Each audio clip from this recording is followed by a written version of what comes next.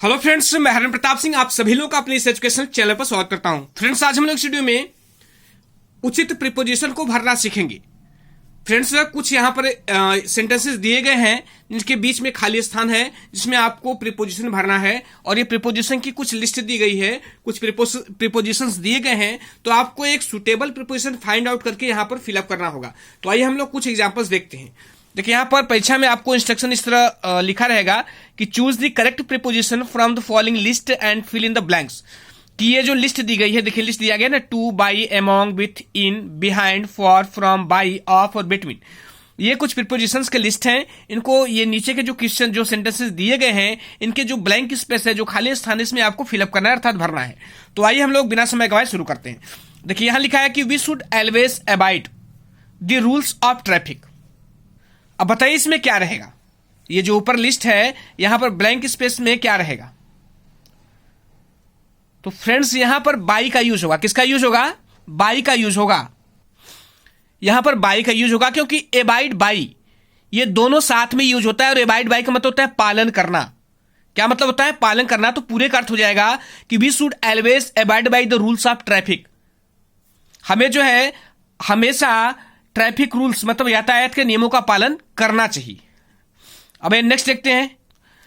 Next है कि your brother is addicted smoking. अब इसमें कौन सा प्रीपोजिशन यूज होगा बताइए आप। इसमें प्रीपोजिशन जो है प्रीपोजिशन टू यूज होगा। क्या होगा? प्रीपोजिशन टू यूज होगा इसमें। तो ये हो जाएगा एडिक्टेड टू। याद रखिएगा कि एडिक्ट के साथ हमेशा प्रीपोजिशन टू का यूज होता है। एडिक्ट टू का मतलब होता है किसी चीज का आदी होना। जैसे यहाँ इसका पूरा अर्थ है कि your brother is addicted to smoking. तुम्हारा भाई धूम्रपान का आदी है। तुम्हारा भाई धूम्रपान का आदी है। तो एडिक्ट के साथ हमेशा टू प्रीपोजिशन का यूज होता है, ये याद रखिएगा। और ऊपर वाले में एबाइड के साथ बाई आता है। एबाइड के साथ बाई आता है, इसका मतलब होता है पालन करना। अब ये नेक्स्ट क्वेश्चन देखते हैं। लिखा कि my mother distributed sweet.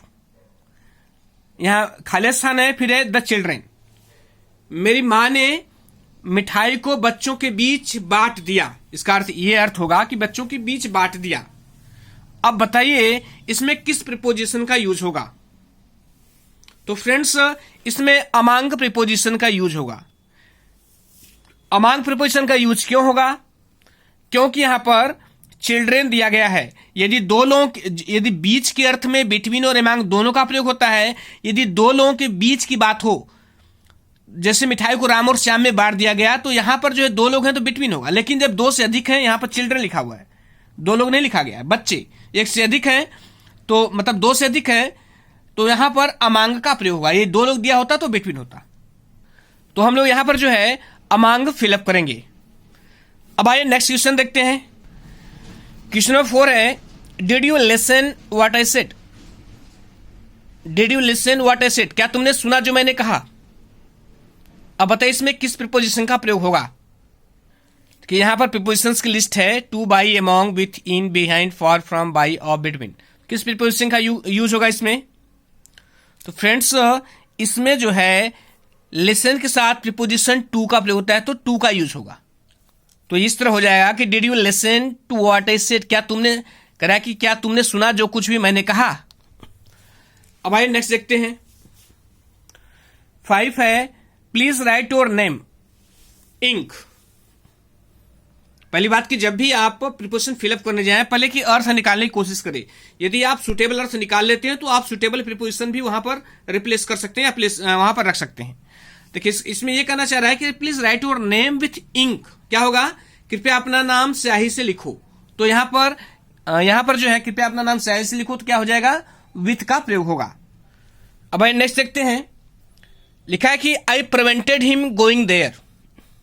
Prevent means होता है रोकना। अब चूंकि सेंटेंस का अर्थ निकालेंगे तो उसका अर्थ ये आएगा कि मैंने उन्हें वहां जाने से रोका। मैंने उन्हें वहां जाने से रोका। तो से के अर्थ में क्या प्रयोग होता है? फ्रॉम प्रयोग होता है। तो I prevented him from going there. मैंने उन्हें वहां जाने से रोका। तो यहां पर जो है फ्रॉम का यूज हो जाएगा। अब आइए नेक्स्ट देखते हैं। लिखा है कि it is for my watch. It is for my watch. अब क्या होगा? देखिए, जब भी समय बताना हो कि मेरी घड़ी में 5 बजा है, it is 5 by my watch, तो वहां पर बाई का प्रयोग होगा। तुम्हारी घड़ी में 10 बजा है, it is 10 by your watch. ठीक है, जब भी समय बताना हो तो वहां पर बाई लगेगा। ठीक है, by my watch, by your watch, by her watch, by his watch. Okay, तो ये ध्यान रखिएगा। तो यहां पर जो है बाई का यूज होगा। नेक्स्ट है it is not ashamed, sorry, he is not ashamed, ashamed it. Ashamed का मतलब होता है शर्मिंदा होना। इसमें यह कहना चाह रहा है कि क्या वह जो है is he not ashamed it, क्या वह इस पर शर्मिंदा नहीं है। अब यहां पर देखिए, असेम्ड के साथ याद रखिएगा कि हमेशा ऑफ प्रीपोजिशन का यूज होता है। किसका यूज होता है? हमेशा ऑफ प्रीपोजिशन का यूज होता है। असेम्ड ऑफ का मतलब होता है शर्मिंदा होना, किसी चीज पर शर्मिंदा होना, किसी चीज के लिए शर्मिंदा होना, तो वहां असेम्ड के साथ ऑफ का प्रयोग होता है। तो यहां पर ऑफ प्रीपोजिशन यूज होगा। अब आइए नेक्स्ट देखते हैं। नेक्स्ट है कि शताब्दी express runs new Delhi and Lucknow. अब इसमें किस प्रीपोजिशन का प्रयोग होगा? ध्यान से इसके अर्थ को जब निकाल लेंगे तो आसानी समझ में आ जाएगा। शताब्दी एक्सप्रेस रन चलती है, न्यू दिल्ली एंड लखनऊ, नई दिल्ली और लखनऊ। अब इसके कौन सा ऐसा वर्ड होगा जो इसके बीच जो उसके अर्थ को पूरा करेगा? तो अगर हम इस तरह कहें कि शताब्दी एक्सप्रेस न्यू दिल्ली और लखनऊ के बीच चलती है, तो आप जानते हैं बीच, दो चीजों के बीच के लिए क्या प्रयोग होता है? बिटवीन का प्रयोग होता है, और दो से अधिक के लिए अमांग का प्रयोग होता है। तो यहां पर किसका प्रयोग होगा? दिल्ली और लखनऊ के बीच की बात है तो बिटवीन का प्रयोग होगा यहां पर। तो हमने यहां पर बिटवीन फिलअप कर दिया। अब आइए नेक्स्ट देखते हैं। नेक्स्ट है कि my father lived in Mumbai.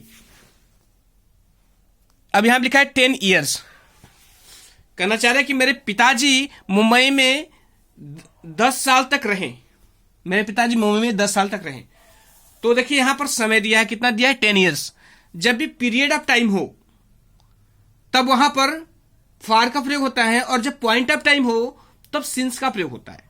मतलब निश्चित समय के लिए सिंस और अवधि के लिए या अनिश्चित समय के लिए फार का प्रयोग होता है। तो यह एक अवधि, 10 साल की एक पीरियड है, एक अवधि है, तो इसके लिए फार प्रीपोजिशन का यूज होगा।